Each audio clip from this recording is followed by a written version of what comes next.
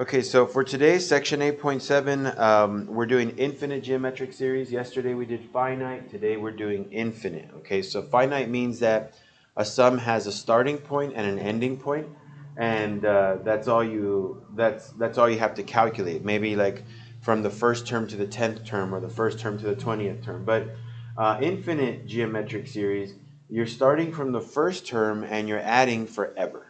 Okay, you never stop. Okay. So in doing that, there is a formula that we use. It's S equal to A sub 1 over 1 minus R. And then there is a prerequisite, like a requirement. This has to be true in order for us to use that formula. Okay, so the absolute value of R has to be less than 1. If it is, then I can use that formula. If it isn't, then I basically say, well, it doesn't have a sum. Okay, and you can see that in the two little bullet points right there. It says if the absolute value of R is less than 1, then it converges. Converges means that it has a sum. Okay, it does have some kind of value when we add up all the numbers. If the absolute value of R is greater than or equal to 1, then it diverges. So the key is check that prerequisite, okay? The absolute value of R less than 1. Make sure that it works. If it works, then great. It has an answer. Use the formula.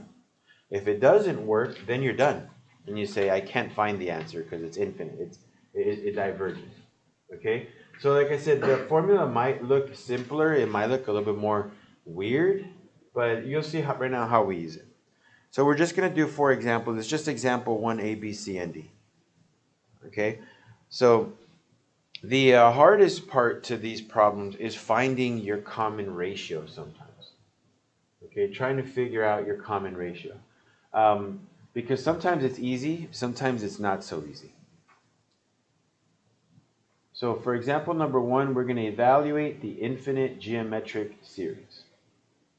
Remember, infinite meaning that the number of terms is infinite. So that's why the n value doesn't show up. Okay?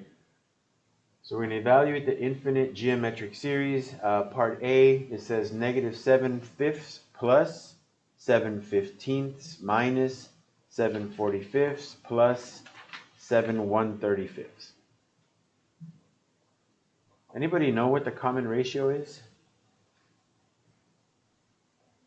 I mean, notice it is changing from minus to plus and then minus and plus. And so when it does that, usually the common ratio is negative. Because every time you multiply by a negative, it'll either become positive or negative or positive or negative. But do you guys remember how I showed you guys before how to find the common ratio? If you didn't know, let me kind of revisit.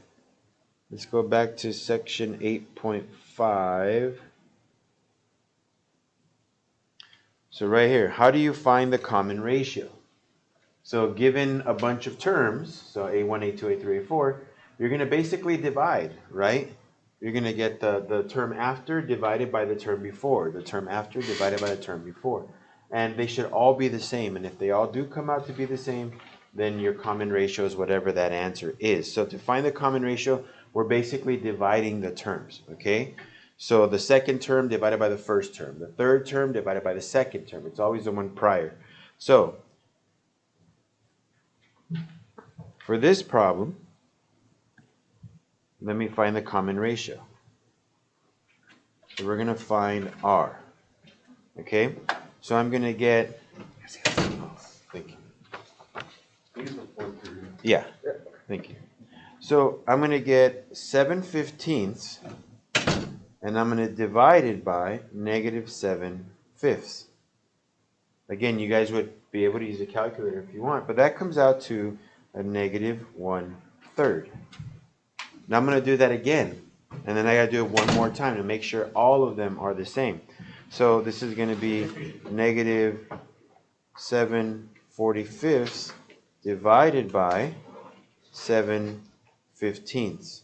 That's negative 1/3. Remember, you got to make sure that it works for all the terms.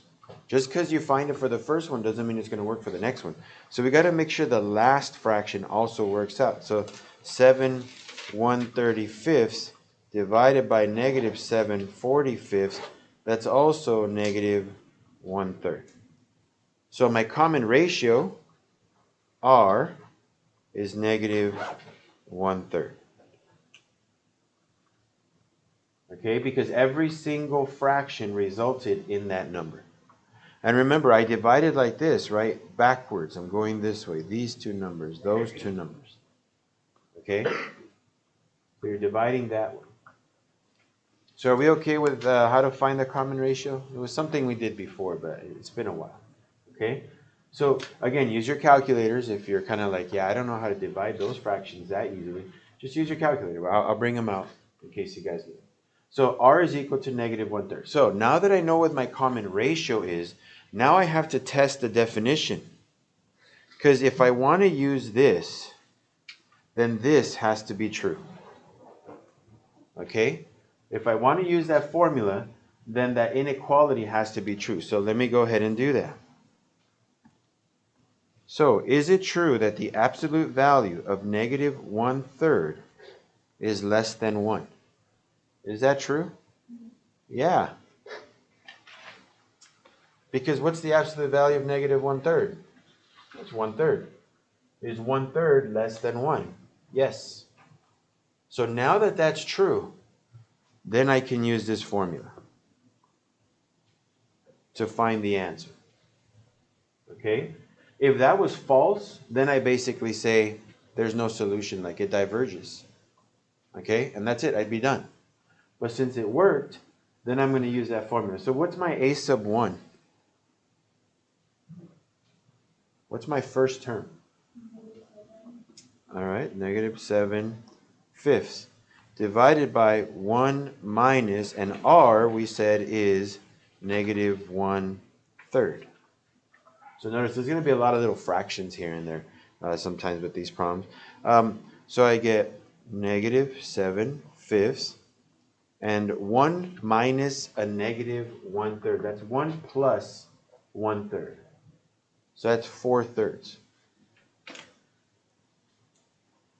And then if I get negative 7/5 and I divide it by 4/3, I don't know if you guys remember, but whenever you divide these complex fractions, you can rewrite them. Negative 7/5 times 3/4, right? When you divide fractions, you really don't divide them. You multiply by the reciprocal of the second fraction. So there you go. So this comes out to negative 21/20, and this is my sum. Now remember, the first thing I did for this problem, I'm going to kind of zoom out here. The first thing I did for this problem is I had to find my r value. Now sometimes they'll be nice and they'll give you the r value. Okay, we're going to see a couple different examples. But sometimes they'll give you the r value. Sometimes they don't. So sometimes you're going to have to figure that out by doing division. That's the green part. Okay, you're going to divide all the terms, make sure that each one of them gives you the same result. If it does, then your r value is whatever we get. So we got negative 1/3 in our case. Once you know what your r value is, again, you may have to calculate it or maybe they'll give it to you. But once you know your r value, then you got to test it. You got to make sure that the absolute value of r is less than 1. If your answer is yes, like it was here, then apply your formula. S equals to A1 over 1 minus r.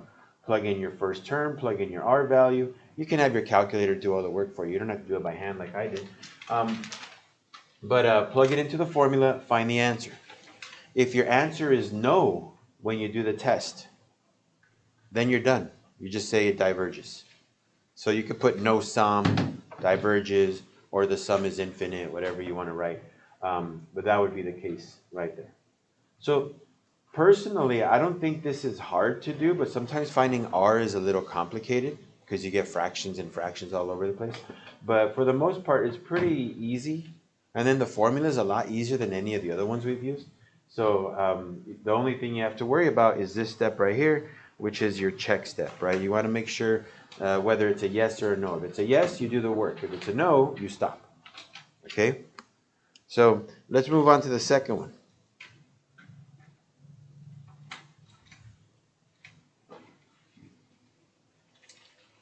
So what they'd like us to do here is find the sum of this sequence. Okay, we're going to find the sum of this. So if we were to add them all up, okay, what would we get? So remember, our first thing to do is we're going to try to find the R value, the common ratio. Let me zoom into it properly. So let me put right here, find R. Right? Now to find R, I'm going to do division again, right? So I'm going to get 27 and divide it by 81. Well, that comes out to 1. Yeah, oops, I put 21, sorry. 27 divided by 81. So that comes out to 1/3. Then I'm going to get 9 and divide it by 27. Well, that's 1/3. Then I'm going to get 3 and divide it by 9. Well, that comes out to 1/3 again. So when I do my division of my terms, they're all identical. That means that R is 1/3. Okay, so now that I found my R value, I'm going to test it. So again, is it true that the absolute value of 1/3 is less than 1? That's the question. Is that a yes or no? What do we get for that? Yeah, it is. So since it is, then I can find the sum. Okay? So since it is, I can find the sum. So S equals to A sub 1 over 1 minus R. A sub 1 is 81 over 1 minus R, that's 1/3. Well, 1 minus 1/3, that's 2/3. So 81 divided by 2/3. Again, we don't want to divide by fractions. We want to multiply by the reciprocal of it. So this is 81 times 3/2.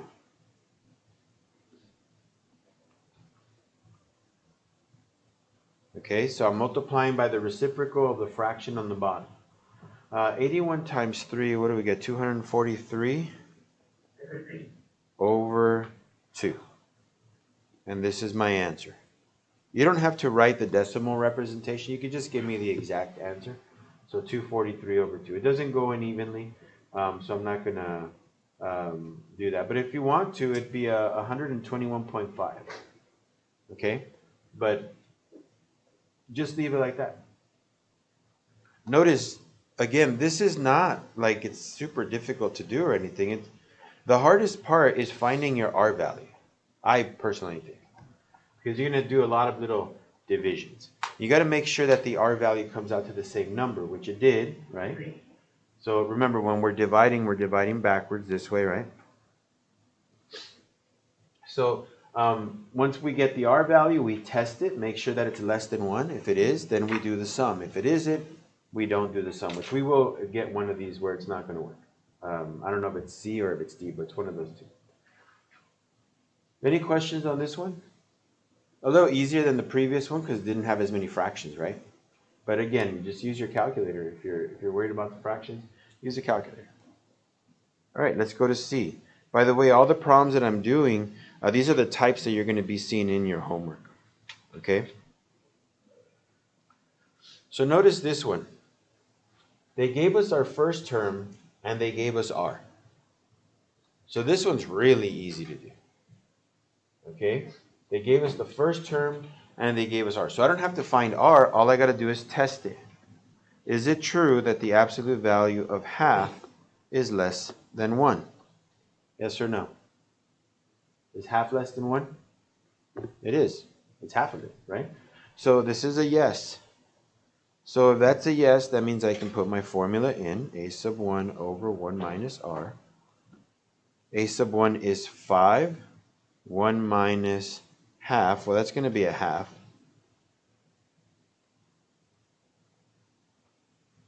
I'll put a little parenthesis around it just to make it a little more obvious. What's 5 divided by half? Do this in your head. It's going to be 5 times 2 over 1. So we get 10, right? So my answer is going to be, put it up here, 5 times 2 over 1. So my answer is 10. There you go. This is why I said these are really easy because there's no confusion to them. You know your first term, you know your R value. They literally gave it to you. test your R value, and then from there, use your formula, if you need to. All right, so we got one more. Sometimes when we're doing infinite geometric series, they give it to us using sigma notation, and you notice that the upper bound is infinity, right? That's how you know it's an infinite sum. Because remember, the sigma means to keep adding, right? So add up to infinity. So it's an infinite sum, right? Our first term starts at 1, but we're going to go up to infinity. Now, I don't know if you guys remember, but yesterday we wrote the formula out for a geometric sequence, which looked like this, right? A sub n equals to a sub 1 times r to the n minus 1. That's the way we wrote it. If you look at what's given to me, I got negative 2.2 times 2.1 to the I minus 1. So it's the same look, right? What's my, let me put right here, find R. What's my R value according to this equation? What's my R value? 2.1. And what's my A sub 1? All right, negative 2.2. So A sub 1 is negative 2.2. So now I just got to test it. Is it true that the absolute value of 2.1 is less than 1? Is that a yes or a no? That's a no. So guess what? We're done. Okay? So I'm just going to write no sum. Or I prefer the word diverges. But no sum diverges, okay, or the sum goes to infinity, however you want to write it. Just that in calculus we tend to use the word converge and diverge a lot. So that's why I like using divergence, meaning there's no solution. Okay? And that's it. That's today's lesson.